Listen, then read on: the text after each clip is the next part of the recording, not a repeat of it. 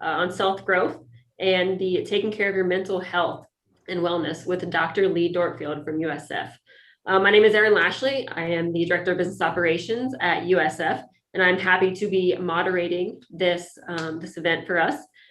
First, I would like to do a special thanks to our sponsor, Board & Perelman Sports. And we actually have Kelly Myers here. And I'm going to stop sharing my screen and he's going to do a little introduction for us. Thanks, Erin. Hello, all. My name is Kelly Myers, and I am the Director of CBIZ Board & Perelman Sports. You may recognize the Board & Perelman name as the sponsor of the CABMA stipend program for many years. Unfortunately, there will be no need for the stipend program this year, but there is good news. Next year in Las Vegas, CBIZ Board & Perelman Sports will double the number of stipends to 10 recipients.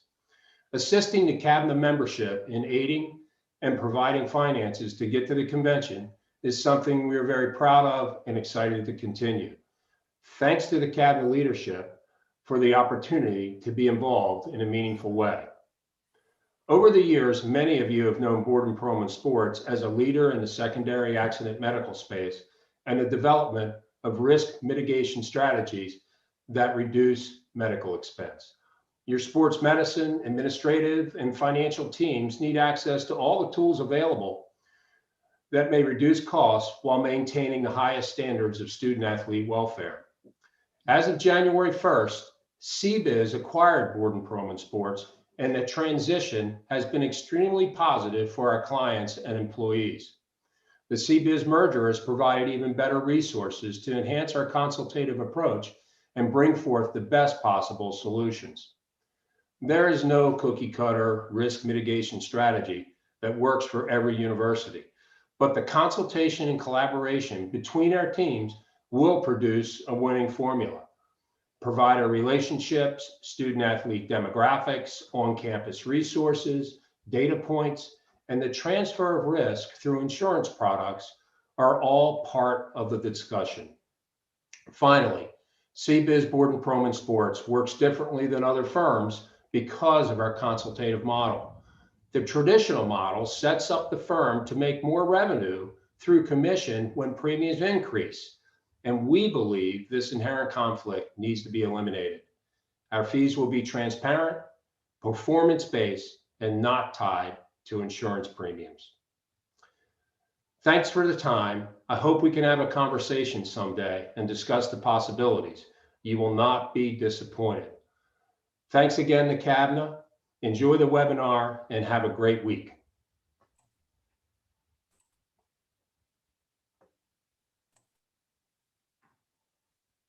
All right, perfect. Thank you so much again from Kelly Myers from Board & Perelman Sports, who has been a longtime CABMA partner. You know, we could never do these webinars or the conventions without our sponsors. So thank you again, Kelly, for joining us, and have a great day.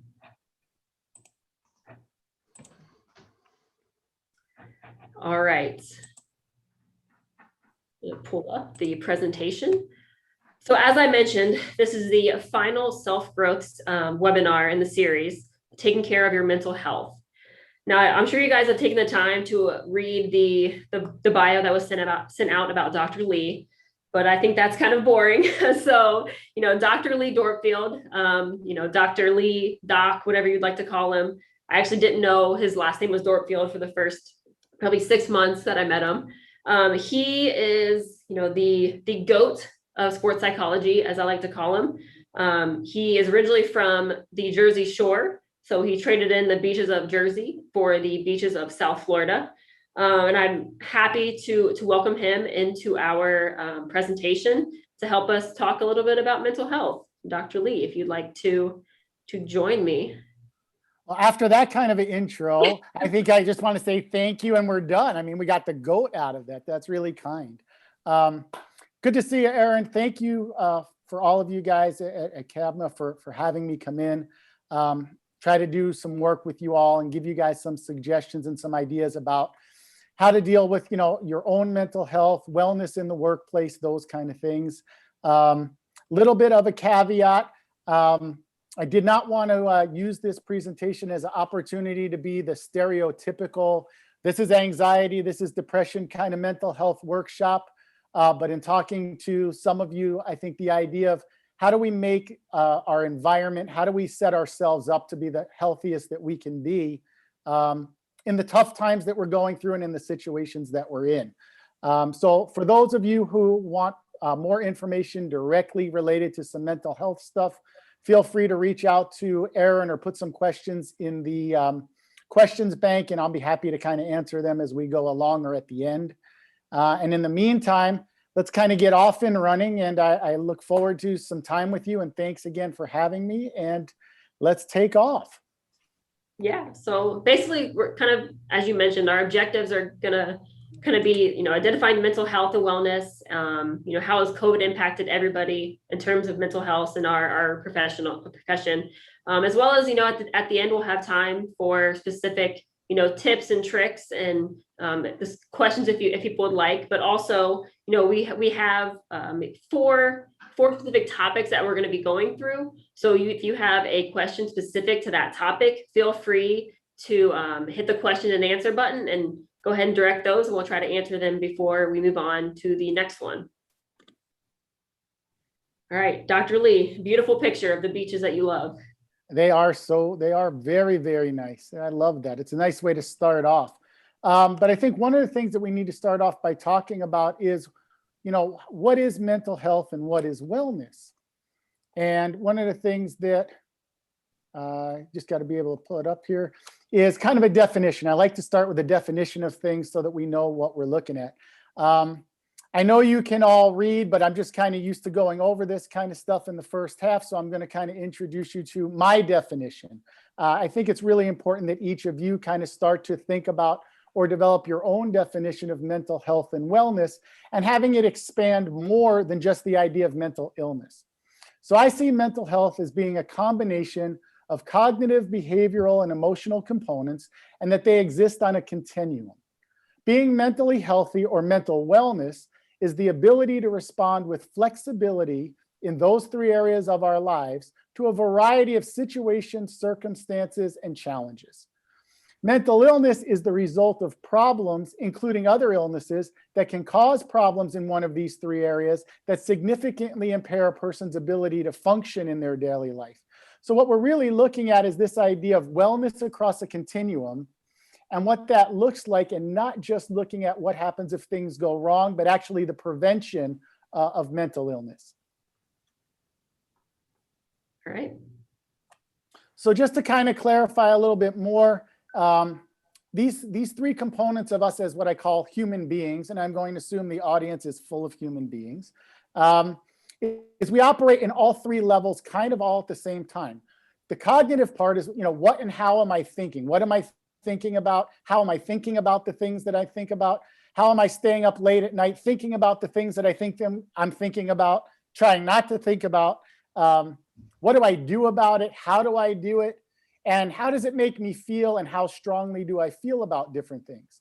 And as you see from the diagram, there's really a lot of room for overlap. And I think those are the things that really contribute uniquely to the mental illness side of our mental health.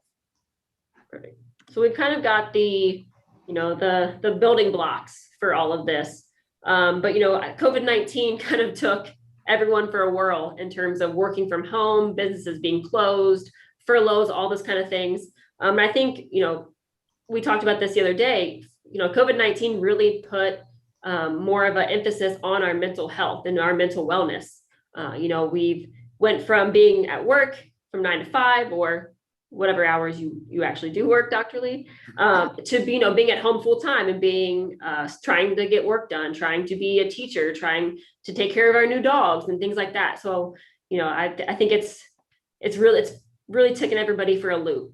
Absolutely. I think one of the things that you and I talked about the other day, and I think it's kind of a cool thing to throw out to the group as well, is that definition of getting out of the idea of just being mentally tough, but including more mental flexibility. Both in business and in sports, you're dealing with situations where you have to be strong for a period of time. There's projects you have to do, there's things you have to get through. The athletes that I work with, there's always the grind, there's always more, there's always stuff that needs to get done. And we've all been taught this idea, again, both in sports and business, that you have to be mentally tough. The downside of that is we're only really able to stay strong and be tough for finite periods of time. And if we're struggling to stay on that timeline or hold out longer, then at some point there's going to be some cracks, there's going to be some breaks, there's going to be an inability or a time when you just can't hang on and let go anymore.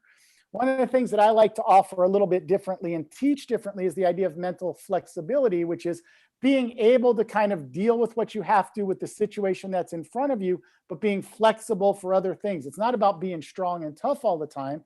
You know, we talked about this going back to athletic careers and stuff like that. You got to be strong, you got to be tough, you got to be able to go all the time. And that's nice to an extent. But what's really more applicable to being successful is more along the ideas of, I'm going to flex. If I got to go through a really hard time, or I got a project due, or I got a budget that I got to do, I'll grind, I'll get it done. I'll do all the work that I need to do to get it. But then I also need to kind of recoup. I need to put some gas back in the tank, because just like driving a car, if I don't put gas back in the tank, it isn't going to run. So I think that was one of the things. The refilling of the cup, as people say. Yeah, absolutely. And we talk about it a lot, but we haven't really gotten to the fact of like, how do we do it and why do we do it and why is it important? And also how to not have that look kind of like a weakness or something that a limitation that we have. And I think some of the stuff that comes up, came up through the last year, and I don't need to read through all the points on the PowerPoint here, but just some of these things that came up is like, times are uncertain and we learn that we can control less than we usually can. We don't know what's going to happen. We don't know what to expect next. We don't know what we're going to do. So we need to take actions to make things as predictable as possible, right? The idea of control. Virtually, we control almost nothing. It's a concept, great concept. I'm in control, I have control, that person's controlling, all those kind of things. But the reality is we're trying to deal with predictabilities. How can I set myself up with the information I have to be ready for that next thing? So that's where predictability and flexibility comes along. Right. Because of the hardships of this year, it's given us an opportunity to kind of relook at our priorities. Is my career really the most important thing to me now that I've had to kind of take a little break or find different ways to do it? And it may or may not be. What are some new ways, thinking outside the box, that I can do things that we haven't had the opportunity to do? And I think that's something that it's created this opportunity for us just to get creative with things this year. And then again, when we were talking the other day, I really like the point at the bottom here, because I believe it's true. We're all competitive. Business is competitive. Sports is competitive. If you've played sports before, you have a competitive piece to you. We're all goal driven.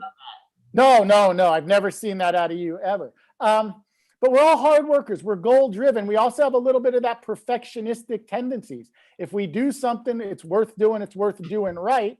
And we're also trained that there's not a lot of room for error. So it's something that we have to also look at when we look at the bigger picture of how we're dealing with everything. Right. We're competitive people in a competitive business with other competitive people. Exactly. Yeah. And nobody's given in and nobody's given up. Exactly. We don't use that Q word. Some of us retire from different aspects of our life, but we never quit. Right. So basically we kind of set about four different, the ABCs, really they're just in alphabetical order, but the ABCs of how we maintain the mental wellness. So we've got balance, boundaries, environment, and management. So, we're just going to hop right into balance.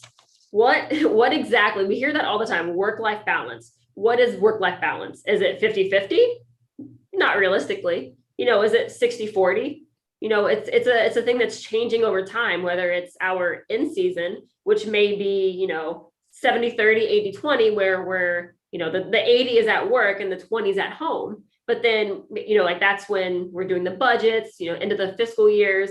But then we also need to have that off-season time, whether it's the summer and, we have maybe more 60, 70, 80 towards home balance more than work. Absolutely. We're all taught, or a lot of the talk about it is, this balance as if it's a seesaw and it's this perfect, you're trying to get that 50-50. And striving for 50-50 is like striving for perfection. You might get it for a moment, but you can't hold on to it. There may be times in your life when it works out. But for the most part, the balance is what you need to create for yourself, your own well-being, your families, etc. And you need to figure out what that looks like for you. And everybody's doesn't look the same. The way I contribute, may look really different than what other people have to do in my department, even in my same profession. Everybody does things differently, but we're generally taught this idealism of what it should look like. And I think there's a number of factors that people don't really take into consideration till you get around and start having these conversations about like, well, I got this going on or I got that going on. During the last year, a lot of people had to deal with a lot of things outside of work and their business that they haven't had to deal with before. Not seeing family, deaths in families, things like that. You brought up earlier, like teaching. And if that's not your career, more power to all of you that stayed home with kids and had to learn how to become teachers and like learn the new math and all the different ways that is really different from what we do. But then we get into this like idea of comparing. Well, if she's showing up at work more hours a week than I am, well, is she a better employee than me? Is there something deficient in me? Do I need to take more time away from what other things came up during the year? And I think one of those things is, again, part of competition is comparison. And I think that also puts a damper, creates a lot of anxiety, as opposed to I'm going to compare myself to me and I'm going to be the best version of me that I can be. And that may look different Monday, Wednesday, and Friday than it does Tuesday and Thursday. Right. So I think some of the ideas that we need to really start thinking about and identifying for ourselves is what is most important to me? Is the job and the career and the corporate ladder the most important to me? And it might be at times in my life, and it might be in certain situations. Is trying to figure out how to be home more, if that's something that's important. Is it time off?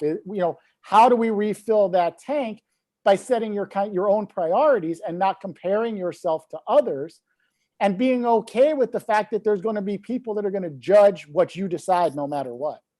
Right. And the idea also within that balance of being completely present with your time with each of those things, which kind of gets into the next, we would like to, there we go. The next topic of being fully present is having those boundaries where you can separate, okay, I'm at work and I'm going to focus on work for this. And I'm going to, like you said, we don't need to compare to somebody else. If somebody else wants to take care of themselves for a day, or if I want to take care of myself for a day, not feeling guilty about those kind of things, where it's, it's not the idea of, I need to take a mental health day, or I need to take a day for myself. That means I'm being I'm letting go of work. I'm not being as good of a worker. I think that's really hard for people, especially in our business, of trying to, going away from work for a day, going to the beach for a day, doing all those things. It's not, it actually helps you more than it hurts you. Absolutely. But, and I'm going to kind of throw this back on you for a minute, is like, what makes that so hard? We know it's important. You read every article, you see all this stuff on wellness and mental health and care for yourself and self-care and doing that. And the first thing that happens when we go to do it, at least in my world, is the guilt button goes off. Oh my God, you're doing something wrong. You're doing something bad. And it's like, oh crap, I better be back there doing this thing that I'm expected to do. Right.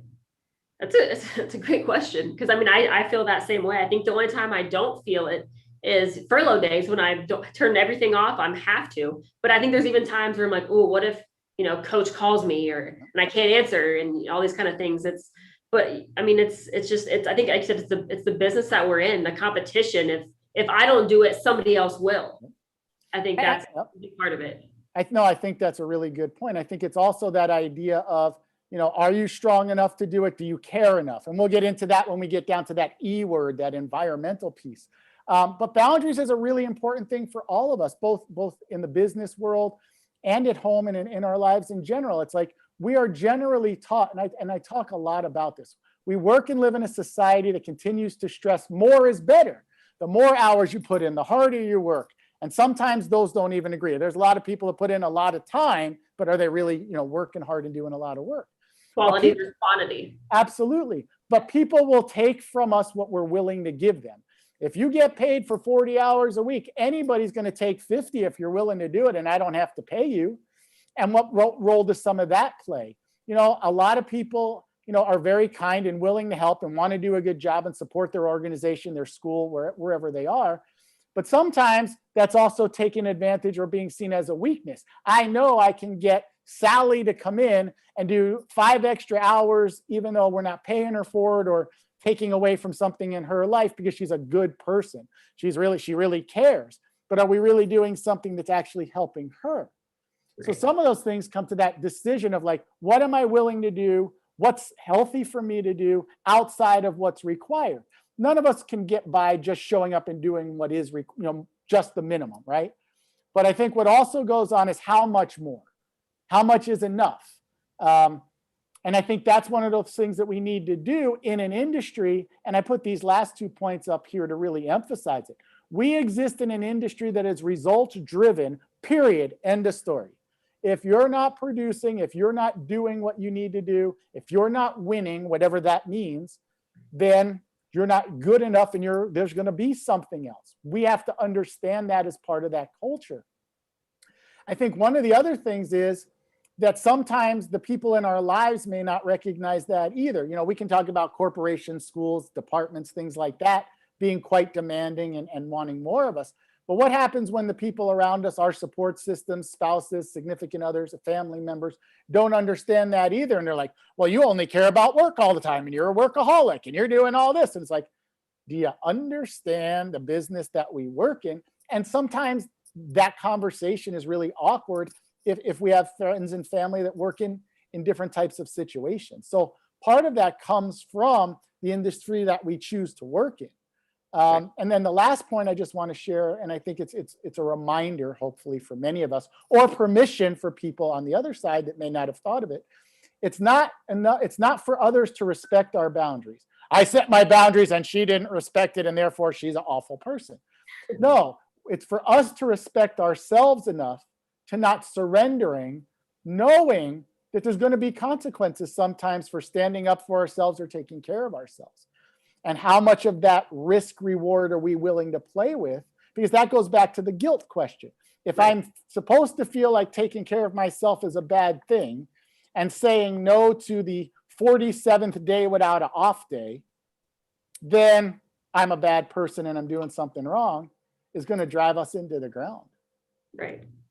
Which I know, you really wanted to share this, this tip, sheet about, how to create productive work boundaries. If we, obviously you guys can take a picture of it. We're not gonna necessarily go through all of it, but you said it was a really good tool to share with everyone. And if you guys, need this or want this, we can be more than happy to send it to everybody. Yeah, I thought it was a really good representation for people who might struggle with how do I start and how do I take care of myself. So yeah, feel free to ask questions or use that as an outline. Now the environment. Exactly. Which, I think it like all of this ties in together though. You're talking about, doing those boundaries but how is, I think how we respond and how we talk about our boundaries really characterizes what our environment is like. Do those align with what our actual values and priorities and beliefs are? I think the biggest thing that I always talk about in whether it's interviews or to people who don't work in this business and, ask me questions about my job, it's like, the biggest thing for me is the culture and the fit. I absolutely love the people I work with. And I think that's, it's an ever changing thing that, it's super important for your mental wellness. Yeah. Being in a bad fit is really detrimental. And sometimes you don't know what you're walking into because sometimes you do interviews and stuff and it's like what I call the first date experience. Everybody that goes on a first date wants to put their best foot forward, show their best self if they want a second date or a second interview or the job. It's actually, now that you say that, it reminds me of when I was being recruited for softball in high school. The coaches are so nice, it's like there's compliment after compliment, and you get on campus and they're like, and then it's just a whole flip, which it has to be, they can't just be nice to you all the time, but it's the exact same thing of like, there's whining and dining you per se. And then when you get on campus in that situation, they have to like, all right, now we're down to work. Mm-hmm. And I think there's a lot of similarities, right? If you're going after a candidate in the business world, you want that candidate, you've recruited them, they seem like a good fit from the business side for you all. then you want to give them all those things. You want to put, again, your best foot forward. But here's where that can become a trap too. The trap is, okay, if I've put forth a false facade to recruit somebody, then what am I going to have to do if it doesn't work out and I lose that person or they move on because it turns out not to be a good fit? So that lack of transparency sometimes can actually work backwards and actually create more problems if that fit doesn't really work out. But the other, and that's where it's like, does this fit with your values, with your priorities? Like when you're going for a job, what are you looking for in that situation? How much research can you do about that organization? Does their mission statement align with your priorities and values? Is it a place that believes in self-care and taking time and being with your family when you don't have an in-season or it's not your heavy season to do stuff? Or is it an environment that's just push forward no matter what until you break, and then when you fall down, the next person will just step up? And being able to kind of figure that out and align that with what you have coming into it is really a big thing too. But also in self-knowledge. How do I assess myself? Am I an optimist in all situations, and no matter what's going on around me, am I the person that's going to be optimistic and believe that things are going to get better and be able to uplift others and share that? Am I going to be the realist that's like, here's our limitations, this is who we are, and that's what we're going to be, and we're going to be great at being that, but we're not going to be something that we're not? Sometimes it's really hard that after a period of time in a situation, you may actually become that negative influence too. So how am I fitting into this environment, and what am I bringing to it? And a lot of that you don't know till you're actually in it, doing it for a while. Again, the environment is really relational. And you look at what's the mission statement of the organization. What's spoken and what's unspoken. Here's the job description, everything else is other. You might as well just put 2 points on job description. You're going to go do this, and everything else is other. Other duties as assigned, the famous, right. And those can, sometimes those can clash with your personal beliefs or how you view things. But it's also not being afraid sometimes to walk away from those things if they don't work for you. We all have responsibilities. We all have financial, medical situations that we have to take consideration of. But at the end of the day, if it's an unhealthy situation for you as the employee, then sometimes you got to step away because it's going to be destructive to your own well-being, mental health, et cetera. Sometimes you can be destructive to the environment that you're working in. And sometimes that's where managers and people that have to make decisions about staffs and stuff sometimes have to make that decision and go, yeah, this isn't working out either, and we got to break up. Right. Which I know we had talked about when we were kind of brainstorming for the presentation, when we were specifically about environment, is, you mentioned about, asking for the time off, but are you going to be judged for that? Is there a judgmental aspect of it? How are your bosses seeing that time and day off? I know we talked about there's certain sports that give a golden ticket, right, where you have 1 day off, no questions asked, and it's worked into their culture, and that's totally fine. And the expectations that come along with that within the department, is this golden ticket? Is it actually, the expectation is no one cares, but in other environments it may be, she took a day off, why'd she take a day off, did somebody die? Like it's one of those things where the environments can be completely opposites. Yeah, no, that's a really good point.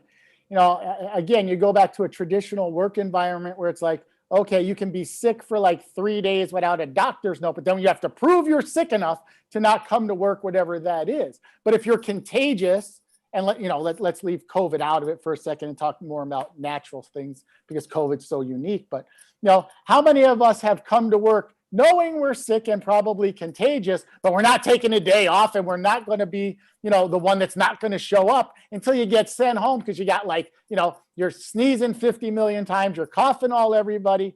And we say, stay home so you don't get other people sick. But I'm not going to be that person. I'm showing up on my deathbed, going to do and prove that I'm here and I'm part of the team player. But now I got 4 other people sick. So I think to your point, there's a lot of that. But I do want to, I thank you for bringing up the golden ticket idea. I think it says a lot for a team, an organization, a group, a department within a department, when there is some recognition for trusting the employee to know what they need to do, if that's take a day for whatever, mental health day, beach day, whatever it is. Now, are they actually going to use it for that? I hope so. I hope they're doing it for those reasons. But giving them the trust that we trust you're doing this, you're still going to get your work done. You're still going to do all the things you need to. But in order to have you at your best, you're kind of telling us, I need a day for a break for whatever those reasons may be, so that I can come back and perform for you. I think that's one of those things that moving forward, I think in the workplace becomes really important, is trusting the employees to be doing that and not always questioning, well, if she took the day off, was she doing that just because, she wanted a day off, or she wanted to go do this, or he wanted to go do this? Or was it they're actually doing stuff that'll make them better for us?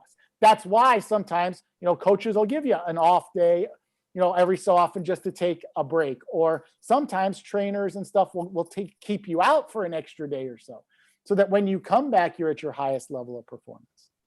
Right. Which I just want to, sorry, we're going back, we're going and going. Just a reminder to everybody, if you have any questions for us for any of these topics, or you're going to wait till the end, we more than happy to read the question and answer box. Just there hasn't been any yet, so I just wanted to kind of throw that out there. But on the topic, we've got no, I'm really terrible at this. Ashley Lico, we have a question. I did not have her do this on purpose. We're getting into managing. So she says, as a supervisor, how is the best way to navigate and balance managing others who may appear to be struggling in the workplace? Oh, well, first of all, thank you for the question, Ashley. And no, we did not set that up. I don't know who Ashley is. No, I think it's a really good question, but it becomes the foundation. One of the things that I put in the first slide that I really believe in is that connecting matters. The relationships that you build with the people that report to you and the people you report to are incredibly important. And I think a lot of that comes with building trust and having respect. So, if you build that relationship with your employee, then it's easier to approach them and say, listen, I've been seeing some things. I have some cares and concerns. You seem a little out of sorts. And every employee is going to be different based on the relationship that you build with them. Some employees would prefer you asking and potentially stepping into that line of, now you're asking me about my personal life and this is work. And some people are uncomfortable with that, which goes back to boundaries, right? So there's an intersection there between the boundaries of some people are not comfortable putting their personal stuff out at work. Some are. As a manager, kind of knowing each employee, their comfort zones, what you can and can't do, which could also be a part of an ongoing employee development plan that you have with the people in your department, is sit down and have those conversations. Maybe it's part of a great thing to ask in an interview process. It's like, if you can come up with questions like that, and if not, then early on in the working process is like, okay, let's bring up some things that probably will come up while you're working here. And let's talk a little bit about, if you choose to have, pictures of your family or your pets on your desk, is it cool that we ask about them and get to know them, or bring them to work day or whatever it is? Or are you somebody that's like, yeah, I'm really going to keep my stuff really quiet and you don't need to know anything for whatever my reasons are. Don't ask. And I think that kind of stuff sets up what's going to happen if an employee is struggling. If you have a good relationship, then approaching them out of care and concern and not accusation is always going to be the best way to go about it. These are some observations. I could be totally wrong, but this is what I've seen. I've seen you act like this way or that way. I'm not trying to pry. I'm just letting you know that I see this and I'm concerned. Is there something I can do? And that's kind of opening the door for the employee then to be able to give as much or as little as they want. Generally, we're going to start off with, no, I'm fine, because that's what we're used to doing. Everybody's always fine. And I have a little anachronism for fine, but I can't use all of that. But it has to do with feeling certain ways and being insecure, neurotic, and emotional. And that's part of how we are. But I think you have to set that as part of the boundaries too early on of what's okay and what's not, and make sure that each employee is kind of clear with you in terms of what's acceptable and what's not. Right. And I think also, I was just gonna say that also prevents a HR issue. If we have Right. that conversation and have some of that documentation before somebody's going to HR going, my boss wants to know about my personal life and I don't do that, this is a problem. right. Right. I mean, I think it's also obviously from going from the manager down, but also going from, the employee up to the manager. If that relationship can be tricky sometimes where, that's your boss. Do you want to ask about their personal life? It may be a little bit more uncomfortable for that person who's, at the lower level to try to talk to the person above them, even though they may realize, like you said, that they're actually struggling, but you don't know how to help them because you maybe not can't take work off of their plate, but you still want to help. I think you bring up 2 points with that question. Great question. I think part of it is if you're dealing with the managing up part, it's often like, the person in charge or the boss or the manager is almost like the parent when we grow up with. They're going to be fine all the time. They think they have to be strong and tough for everybody that reports to them. And they take on some of that as well. And it's like, I can't let my subordinates know that there's anything wrong with me because they look up to me, they depend on me. And we bring a lot of that into our workplace from what we're just used to in our personal lives and previous jobs. There are some jobs, and I don't know if this has happened to you, but in some of the jobs that I've worked at, my boss does want to have a personal conversation. You do your job, you do it well, great, we're cool. But outside of that, probably not going to get much more information about what's going on there. On the flip side, there's been a few times, probably a few less, when it's like, yeah, we can talk really openly about stuff that's going on. But where I think that becomes hard is that, again, a boundary piece of like, where's that line then? If we're too friendly, then what does that mean? If we're friends, I may have to make that decision later on that this ain't working out. And how do I do that if we're too friendly versus if we have a good working relationship with trust and respect? And I think sometimes that gets really confusing. So the people that are on the higher levels, the more, director level and up kind of thing, often are like, I can't get too close, i.e. can't tell them the truth all the time about what's going on because I may have to fire them one day. And on the flip side, if you get really close with your reporting up line, it's like, well, what if I tell them I had this? Are they going to judge me? Are they going to worry about if I can do it? Am I going to get fired for not taking my mental health day at the beach, but going to do something, with a family member or something that I may not really want to share? But then the last part of that is if there's something going on in my personal life, sick relative is the one I use the most often. That it's kind of like that family medical leave boundary of like, okay, I have something that I got to take care of. It's going to take me away from work a little bit more than normal. Now, are they not going to trust me? Are they not going to think I can get my work done? Now I'm working twice as hard while I'm under the duress of whatever I'm also dealing with. Like those are all things that stem from connecting and building relationships with the people that you work with and clarifying as much as you can rather than hoping that either your manager is guessing or your subordinate or employees guessing. It's just having those hard conversations. And I think they're better off had than not being had. Right. We actually have another great question in the chat from Patricia. What additional resources do you recommend for a first-time manager to help them prioritize their team's mental health or mental wellness as they take on their new leadership position? Well, we're probably going to get to that in the tips, but let me talk a little bit about that. I think one of the things for emerging managers or young professionals that are moving up into management stages is to early on, first of all, kind of define a management style. What is it and what are you going to do differently as a manager than you did as a non-managing person? And I think sometimes that can be really hard to figure out. Sometimes it's like, I'm going to do this stuff because my boss that I really liked working for, that was really cool. So I'm going to act like him or her in that way. Or I really didn't like that boss and I'm going to make sure I don't do that. But it's not really defining for yourself what you want your leadership or management style to be. So I think the first thing is really breaking down and coming up with as clear a vision of your management style as possible. I think that then goes into, okay, where do I get the support and resources to help me do it? So then you're talking about, other mentors in leadership positions, and not necessarily even in your industry or your department. Coaches can be great leaders and great sources of how do I manage my assistant coaches? How do I manage my team?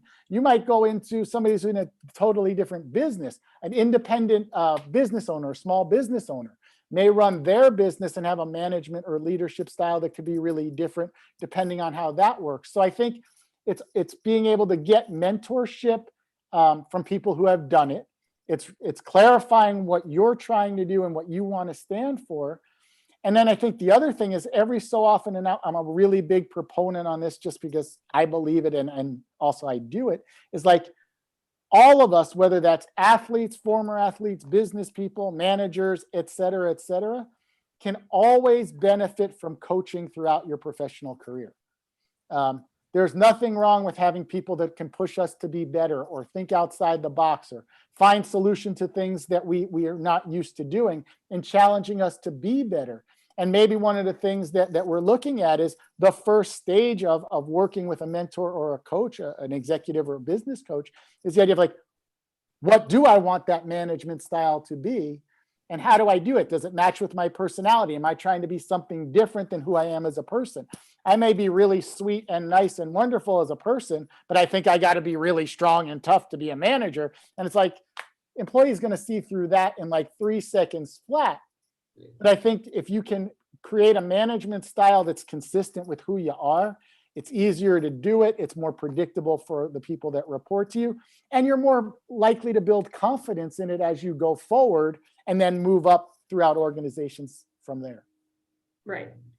I know I can go ahead and go to the next slide. But I know that there's one thing that we kind of, when we were, you and I were talking about, what we were planning on, working into this in this webinar. One thing that we did talk about that we haven't talked about yet is the idea of the politics around the office and in the industry, and even how those things can take a toll on you. Absolutely. I'll comment on that too, because I think one of the things is your environment is really, you're going to spend a minimum of 40 hours a week at a full-time gig, in a place. And when there is dissension, when there is discrepancy, when there is polarization, when there's big things going on, it's one of those things is, where do I put my cards? What do I do? What side sometimes do I have to take? Or sometimes is it better to just be like Switzerland? I'm staying out of the whole fight and not getting in it at all. But I think sometimes with the political nature of all of business and what we do and the ways we have to do some, we also have to make decisions without all the cards sometimes.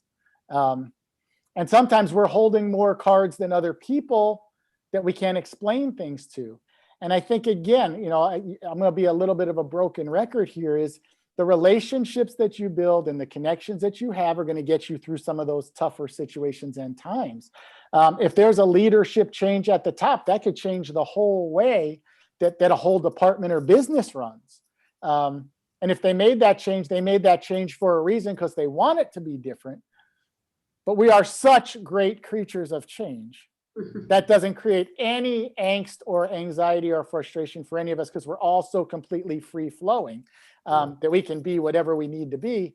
And I do think that those kind of things create either a better workplace or potentially a really destructive environment if we don't know have these things in place before they hit. Right. Yeah. No, I thought that was something that it's always good to touch on because of our industry. Yeah. Well, but you also have the other thing about our industry playing off that, Aaron, is the also ideas. There's a lot of people that move around. Like, we're not generally stagnant where you come in as an early professional at X university, school, or business, and you generally stay there for the old 25 years, get your gold watch and retire kind of thing. That's not the industry that we've chosen to work in. Sometimes to move up, you're moving around multiple times, or to get opportunities, you have to move around and be in different places. And each place is unique. Sometimes the grass is not always greener on the other side, but the title is, or the opportunity is, or financial opportunities are. And we wind up going like, oh crap, what did I kind of step in? More money, more problems, Yeah, exactly. And sometimes higher title, more problems. Right. Sometimes it's just people problems. Those are the kind of things that I think for an organization like you all is really important to look at is, what happens when we try to grow that ladder and we're also stymied by the roof being kind of shallow for us, which forces us to maybe make transitions and decisions. And that's part of our professional growth as well. Right. Now, this slide, mental skills training. You talk about we need to train the same way we train our athletes. Yes. I tried to throw this in here because I think it's a nicer way of saying, or a more fun way of saying, coping strategies to deal with all the crap we have to deal with. But we do. We're training our athletes now at the high school, college, and professional levels to include mental skills into what they do. Major League Baseball, the NBA, the NFL, hockey's trying to get there. We're teaching some of these things to help the performance of our athletes at all those different levels. But since we are always performing and we're being evaluated in this business as well, why not train that way? Our undergraduate degrees, most MBA programs, stuff like that in the business world don't teach us this. They just teach us what to do, but not the how to do it. It's the same thing. When you're 3, 4, 5 years old and you're learning your sport, you're learning the structure of the skills, throwing, hitting, kicking, doing those things, but not how to deal with stress, how to deal with pressure, how to deal with conflict, how to be a good teammate. None of those skills are generally taught at the business schools or in any of the programs that I even really know of. So why not start to integrate that into what we're doing and help each other with that? So why not start to work on some of those things? So one of the things that I put on here too is it's a systematic and consistent practice of mental skills for the purpose of enhancing our performance, really increasing our enjoyment in what we're doing, and achieving greater sport, physical activity, business type of self-satisfaction.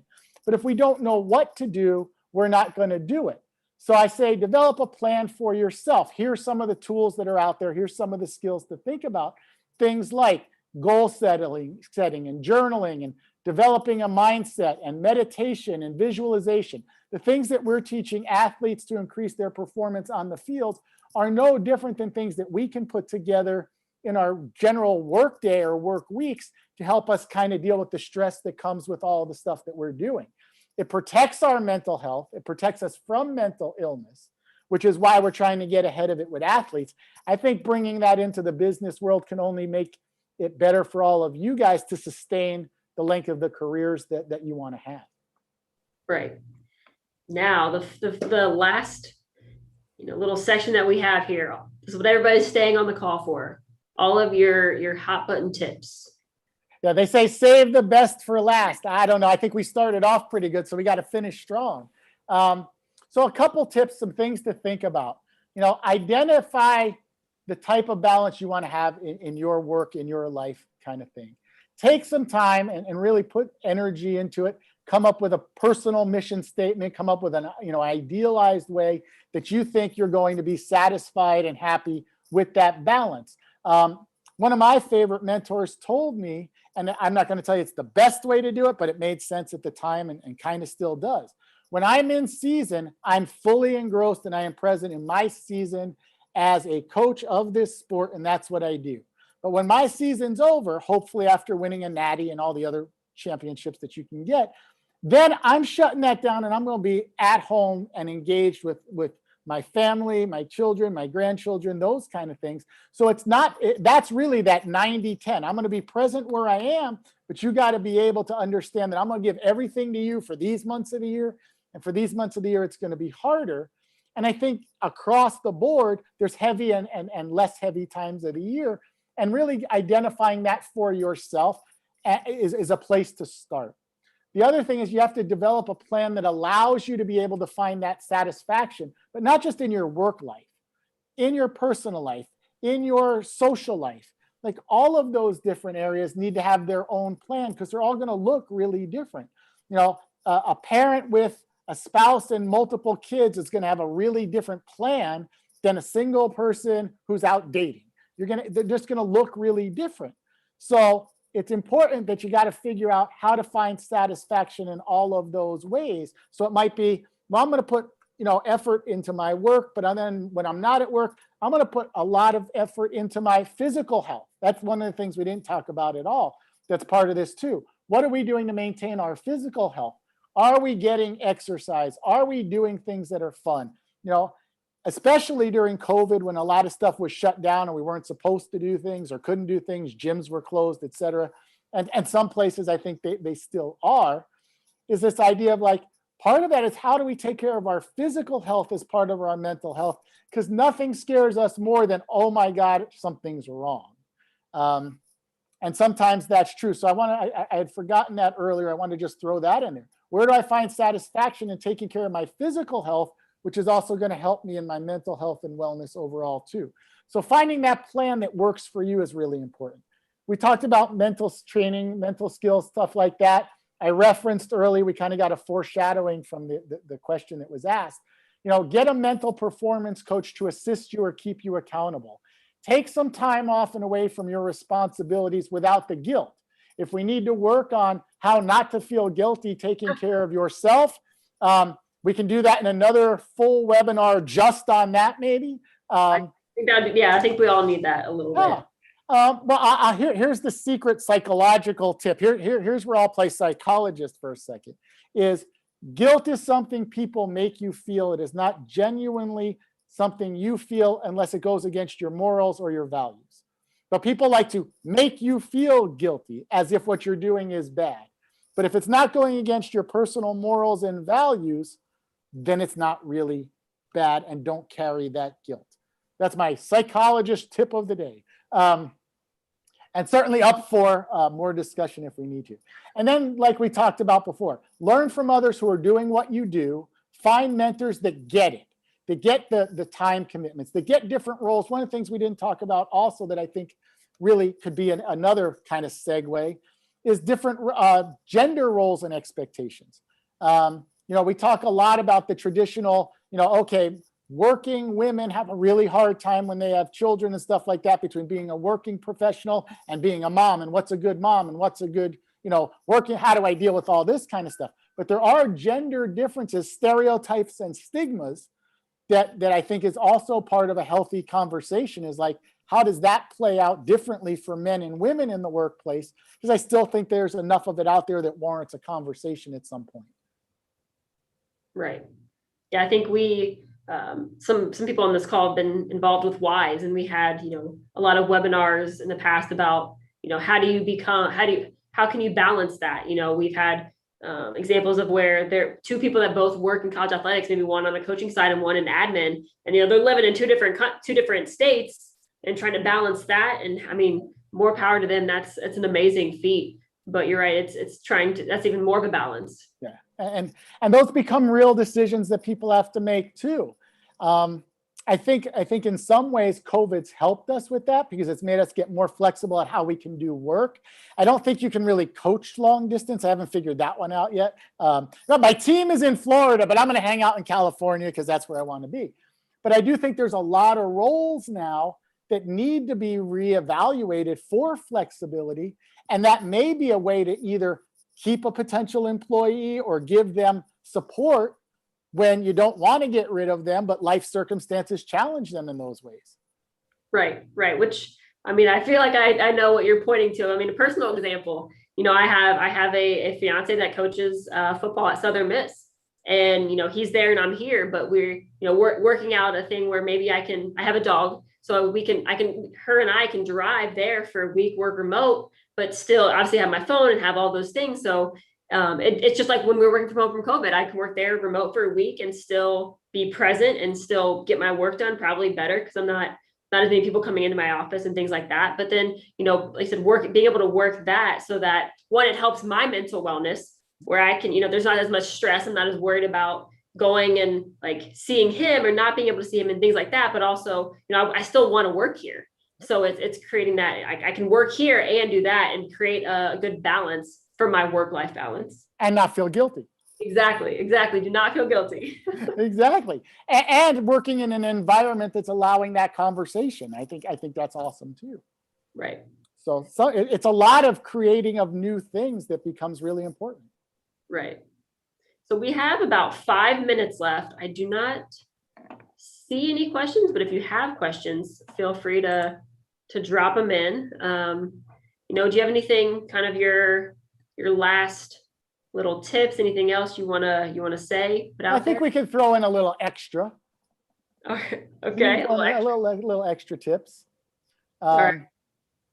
I think at the end of the day, what I'd like people to take away from our conversation, and I really appreciate it being more of a conversation than a lecture, because I think it's actually more realistic, and I hope people got a lot out of that today, doing it kind of this format. But this is hard stuff. This is not easy solutions. These are not things that are not remiss of complexities. We live in a world that's changing really quickly and will continue to be kind of as we move forward. COVID has taught us that we have to relook at how we live our lives. And that's really an important opportunity, or it's the thing that scares the hell out of us. I think being able to create a mindset and a vision for yourself, and that's what I was hoping to do with this today, and I hope that the participants get out of it, is, yes, we all experience anxiety about the unknown, the future, what's going on, what's going to happen, what's the right thing, what's the wrong thing, are the numbers telling the truth or not? There's a lot of stuff to be really anxious and nervous about, and give yourself that opportunity to be there when you need to be there. It's scary and it's hard, but don't live there. We also have to find ways to kind of compartmentalize things and put them in boxes and things like that. One of the tips that I use with our athletes is, it's kind of like having a bookcase, and there's 100 books in it. You can't read all those 100 books at the same time. You can read one, and if you don't like it or you kind of get bored, you go put it back, you go take another one out. I think that's kind of the way we have to start to compartmentalize things. We can't manage with all of the things on our head at the same time. It's just not realistic. It doesn't mean you're weak. It doesn't mean you're a bad employee. It doesn't mean you're a bad manager. It's just incredibly hard, and we haven't had to do it before. So that's one thing. The other thing is we gotta get this committee out of our head that's incredibly judgmental of ourselves. We're always going to be judged by other people. We're always going to be evaluated by other people. It does not help to harshly evaluate ourselves and feel like crap on top of it. That's what leads to some of the more depressive stuff. So the anxiety is the unknown, the future. Depression is the self-doubt, the self-criticism, and the regrets over the past or mistakes we've made. So trying to stay away from those kind of things, that's kind of the other thing you and I talked about, is I didn't want to make this, okay, here's another one of those mental health things telling us here's how you cope with the fact that you're anxious and depressed. I wanted to make it more productive, and I hope again that it is, in the way of if we start to change how we look at it, we'll change how we feel, which will keep us healthier emotionally and physically, and create greater wellness. Great. So I'm just going to go back. I had a request to go back to this little picture. So, oh gosh, here we go. So, as we close, I just want to say thank you so much, Dr. Lee, for joining us. I do appreciate the conversation, as we actually are friends. So it was kind of nice to, have a conversation about mental wellness, and kind of, speak to everybody a little bit. So thank you again for joining us. And again, thanks to our sponsor, Borden Perlman Sports, and all of their, continued support over the years. And I do have 2 announcements from the CABMA leadership. First one is the next session is going to be on May 18th. So mark your calendars for that. We'll be sending something out soon. And specifically tomorrow, there's going to be an announcement and more information about the 3rd BP nominations. So if you're, interested in that, feel free to, or, think about, that'll be coming to your way soon. So if there's, nothing else, I'm just going to end the webinar and thank you all. I have one last thing I'd like to add, Eric, if it's okay. Of course. I just want to say thank you for everybody that showed up today. We got a really good group of 35, 40 participants. I appreciate you coming out. I appreciate you guys asking me to do this. It's kind of a little different than what I'm used to doing, but it's just as fun. It's just another way to help people being better and spreading the word of taking care of yourself, connecting with people in your life. And that's the way we stay mentally healthy. So I want to thank you guys for asking me to speak, and those of you that showed up today for coming and listening to our little dialogue and conversation. Good luck to all of you. Stay well, and have a great rest of your day. Hopefully we'll do this again in person. Amen.